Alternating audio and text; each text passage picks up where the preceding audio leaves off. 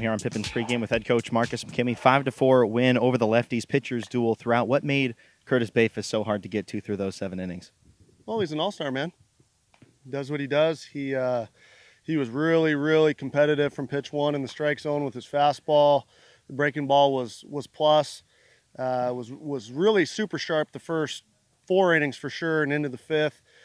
Then it just became more of a strike pitch. But he had our guys, baffled and did a heck of a job. What adjustments did you see from your guys throughout the later innings of the game? Not necessarily getting to him for runs, but a couple guys getting on base, started to run up that pitch count and get to the bullpen. Well, we just had more competitive at bats, Kevin. I mean, I think we had 4 or 5 called thirds, in the game. Most of them were early. As good as he was, we weren't prepared to match his intensity, and it showed.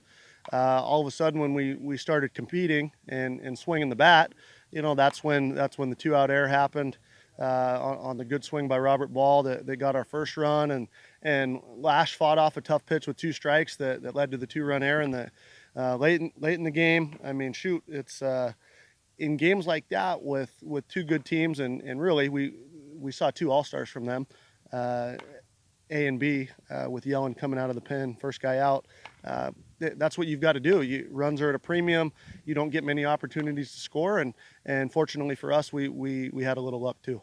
What'd you see from Mason Wells, pretty much matching Bayfus, able to work out of a couple of jams?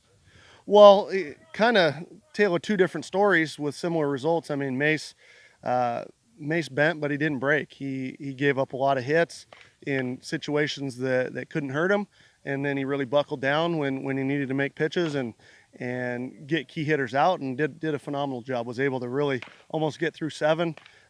Did a fantastic job of giving us a chance to figure it out, and we obviously were able to capitalize on a couple mistakes late, but Mason was super good last night.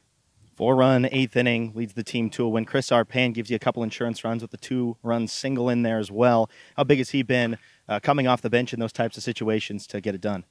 Oh, he's been outstanding for us. Really came up clutch in multiple games this year. I can think of 2 pinch hit home runs he's had. That's probably more home runs than some guys have had all summer. And doing that in his first at bat off the bench, obviously, the difference in the game was the 2-run single that ended up proving huge. But no, just every guy's got a role, and Chris has filled a couple different really key roles for us, and excited for him to help his team win. I know that that's what all guys are trying to do. Got Hunter French going today. Last time out, set a season high in strikeouts with 8 against the Elks. We've talked about his consistency all year. What's been key for him?